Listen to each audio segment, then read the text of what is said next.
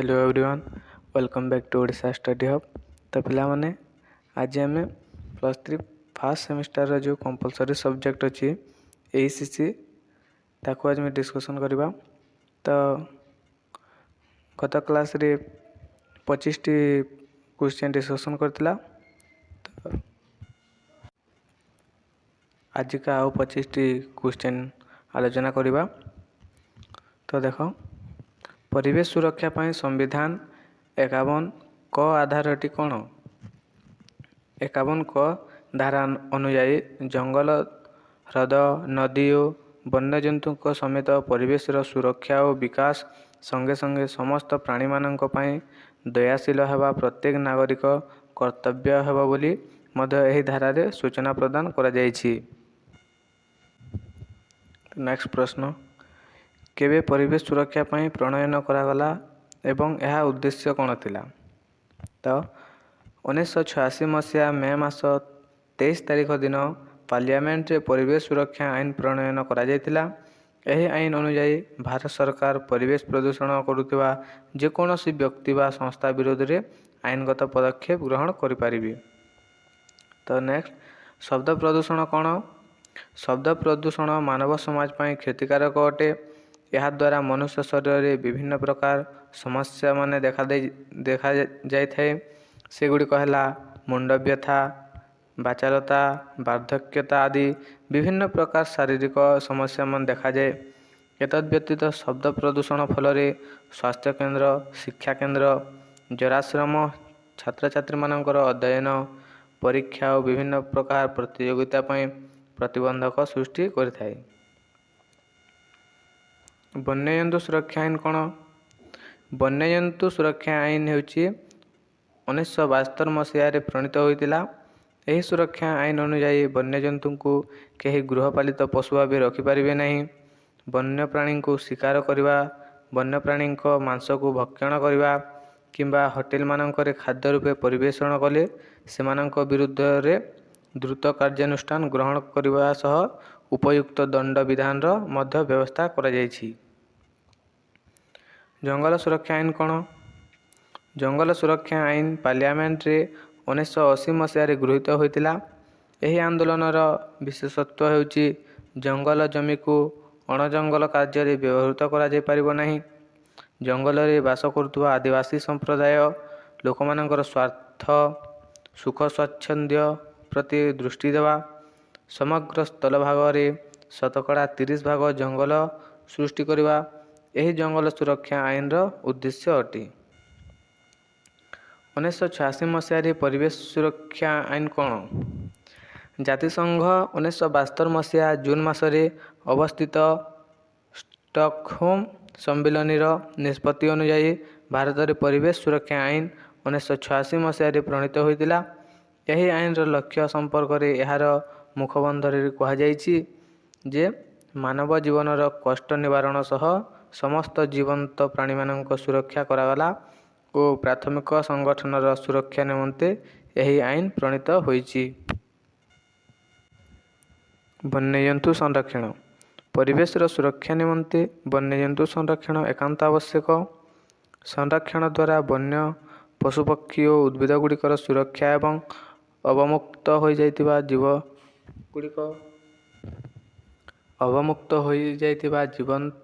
जीवजंतु गुड़िक निमंते उन्नत परिस्थान रचना करी परिस्थान संतुलन अवस्था बजाय रखा संभवपर होता है। भारतीय वन्यजंतु परिवेश Indian board for wild life 1952 मसीह गठन करा जाई वन्यजंतु संरक्षण निमंते उपयुक्त ध्यान दि जाइछि। एहीपरि मध्य वन्यजंतु सुरक्षा आईन 1972 मसीह विभिन्न पदक्षेप नहीं वन्यजंतु संरक्षण क्षेत्र में उपयुक्त परिवेश सृष्टि निमंते उद्यम अब्याहत रही। परिवेश सुरक्षा निमंते जनसचेतनतार सृष्टि कौन? तो बुझी होची ना पिलाने। उपयुक्त परिवेश सुरक्षा निमंते समाज रे सबु स्तर रे जनसचेतनतार सृष्टि कला परे कौनसी ठारे परिवेश प्रदूषण हेबा मात्रे जनसाधारण तार विरोध करि परिबे। ପରିବେଶ ନିର୍ମଳ ରହିଲେ ତା'ର ତତ୍କ୍ଷଣାତ୍ ଉପକାର ସେହି ଅଞ୍ଚଳରେ ଅଧିବାସୀମାନେ ଉପଭୋଗ କରିପାରିବେ। ପ୍ରଦୂଷିତ ପରିବେଶର କୁପ୍ରଭାବ ମଧ୍ୟ ସେମାନେ ଭୋଗ କରିବେ। ଏଣୁ ପରିବେଶ ସୁରକ୍ଷାର ପ୍ରମୁଖ ଅସ୍ତ୍ର ହେଉଛି ଜନସଚେତନତାର ବୃଦ୍ଧି।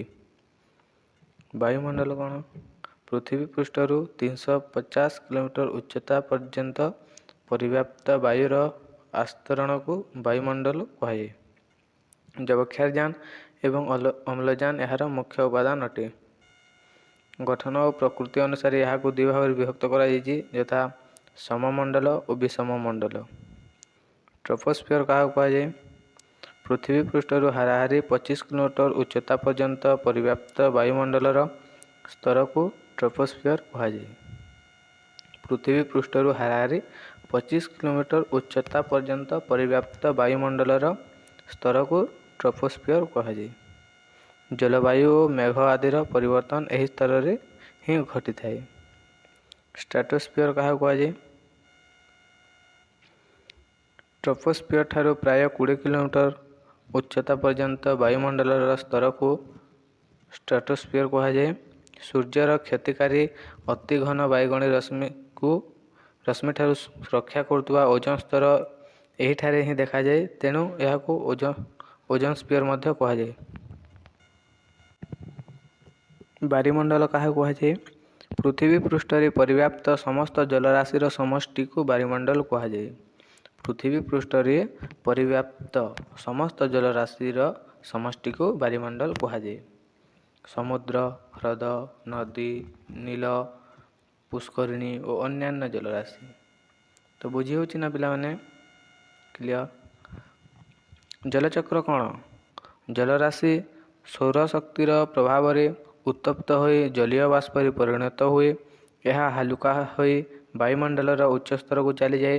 ଶୀତଳୀକରଣ ପ୍ରକ୍ରିୟାରେ ଜଳୀୟ ବାଷ୍ପ ବୃଦ୍ଧି ଭାବରେ ପୁନଶ୍ଚ ପୃଥିବୀ ପୃଷ୍ଠକୁ ଫେରିଆସେ। ଏହି ପ୍ରକ୍ରିୟାକୁ ଜଳଚକ୍ର କୁହାଯାଏ। ଜୀବନ ନିମନ୍ତେ ଜଳର ଆବଶ୍ୟକତା କ'ଣ? ଜଳ ବିନା ଜୀବନ ଧାରଣା ଅସମ୍ଭବ। ପ୍ରାୟ ସମସ୍ତ ଶାରୀରିକ ପ୍ରକ୍ରିୟା ପ୍ରତ୍ୟକ୍ଷ କିମ୍ବା ପରୋକ୍ଷ ଭାବରେ ଜଳ ଦ୍ୱାରା ସମାଧିତ ହୋଇଥାଏ। ଜୀବନଚକ୍ରର ସମସ୍ତ ଭୌତିକ ଏବଂ ରାସାୟନିକ କାର୍ଯ୍ୟ ପାଇଁ ଜଳ ଏକାନ୍ତ ଆବଶ୍ୟକ। ଖର ଜଳ କହିଲେ କ'ଣ ବୁଝ? ଯେଉଁ ଜଳରେ କ୍ୟାଲସିୟମ ଓ ମ୍ୟାଗ୍ନେସିୟମ ଲବଣ ଯଥା କ୍ଲୋରାଇଡ୍, ସଲଫେଟ୍ ଓ ବାଇକାର୍ବୋନେଟ୍ ଇତ୍ୟାଦି ଦ୍ରବୀଭୂତ ହୋଇ ରହିଥାଏ, ତାହାକୁ ଖର ଜଳ କୁହାଯାଏ। ତ କ୍ଲିଅର ପିଲାମାନେ? ମୃଦୁ ଜଳ କହିଲେ କ'ଣ ବୁଝ? ଯେଉଁ ଜଳରେ କ୍ୟାଲସିୟମ ଓ ମ୍ୟାଗ୍ନେସିୟମ କୌଣସି ଦ୍ରବୀଭୂତ ଲବଣ ନଥାଏ। ଯେଉଁ ଜଳରେ କ୍ୟାଲସିୟମ ଓ ମ୍ୟାଗ୍ନେସିୟମର କୌଣସି ଦ୍ରବୀଭୂତ ଲବଣ ନଥାଏ, ତାହାକୁ ମୃଦୁ ଜଳ କୁହାଯାଏ। ଏହା କଳକାରଖାନା ଏବଂ ଗୃହୋପଯୋଗୀ ନିମନ୍ତେ ଉପଯୁକ୍ତ ଅଟେ। ନେକ୍ସଟ, ବାୟୁମଣ୍ଡଳ କାହାକୁ କୁହାଯାଏ? ପୃଥିବୀର କଠିନ ପୃଷ୍ଠଭାଗକୁ ଭୂତ କୁହାଯାଏ। ଏହା ବିଭିନ୍ନ ଯୌଗିକ ତଥା ସିଲିକନ, ମ୍ୟାଗ୍ନେସିୟମ, ଆଲୁମିନିୟମ ଦ୍ୱାରା ଗଠିତ। ଏହାକୁ ମୃତ୍ତିକା ମଣ୍ଡଳ ବା ଅଶ୍ମମଣ୍ଡଳ କୁହାଯାଏ।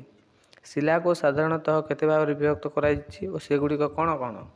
ତ ଦେଖ, ଶିଳାକୁ ସାଧାରଣତଃ 3 ଭାଗରେ ବିଭକ୍ତ କରାଯାଇଛି। ସେଗୁଡ଼ିକ ହେଲା ଆଗ୍ନେୟ ଶିଳା, ସ୍ତରୀଭୂତ ଶିଳା ଓ ରୂପାନ୍ତରିତ ଶିଳା।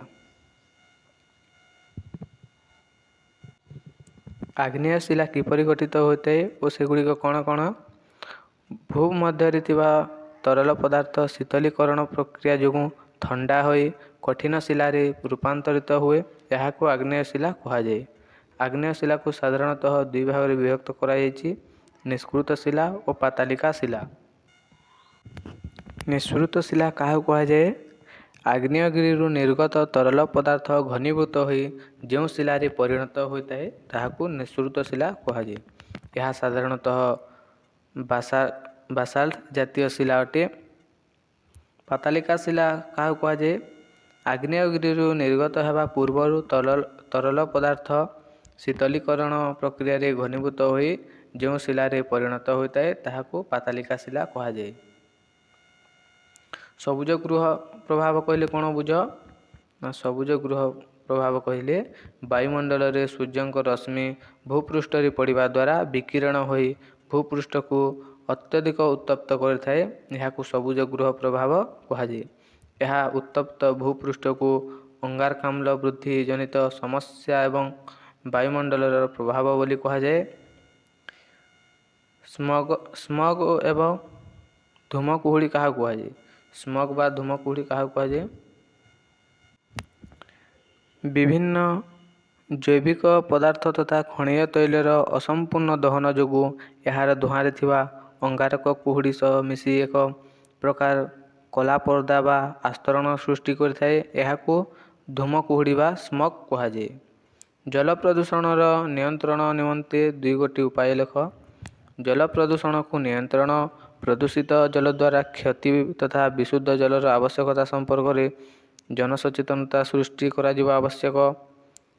ତ 2 ନମ୍ବର, ନିୟନ୍ତ୍ରିତ ପରିମାଣରେ ରାସାୟନିକ ସାର କୃଷି କ୍ଷେତ୍ରରେ ପ୍ରୟୋଗ ଦ୍ୱାରା ଜଳ ପ୍ରଦୂଷଣର ମାତ୍ରା କମ୍ କରାଯାଇପାରିବ। ନେକ୍ସଟ, ୟୁଟ୍ରୋଫିକେସନ୍ କ'ଣ? ଜଳାଶୟରେ ନିମ୍ନ ଅଂଶରେ ମାଟି ତଥା ଅବକ୍ଷୟ ଅଂଶ ମହଜୁଦ ରହିବା ଦ୍ୱାରା ଏହା ଜଳାଶୟ ଜୀବମାନଙ୍କ ପାଇଁ ଅନୁକୂଳ ପରିବେଶ ସୃଷ୍ଟି କରିଥାଏ। ଫଳରେ ସବୁଜ ଉଦ୍ଭିଦ ଓ ଜଳଜ ଜୀବମାନେ ନିଜେ ବଢ଼ିବା ସହିତ ସହଜରେ ବଂଶ ବିସ୍ତାର କରିଥାନ୍ତି। ତ ପିଲାମାନେ, ଏଇଟା ଥିଲା ତୁମର ACCର ଫାର୍ଷ୍ଟ ଚାପ୍ଟର ପରିବେଶ ଓ ପରିବେଶ ପ୍ରଦୂଷଣର 50 ଗୋଟି 2 ମାର୍କିଆ ପ୍ରଶ୍ନ। ତୁମର ଏକ୍ଜାମରେ ଏଇସବୁ ହିଁ ପ୍ରଶ୍ନ ଆସିବ, ତ ଭଲସେ ଦେଖିଦେଇଥାଅ ଆଉ ତୁମେମାନେ ନୋଟ୍ କରିଥାଅ।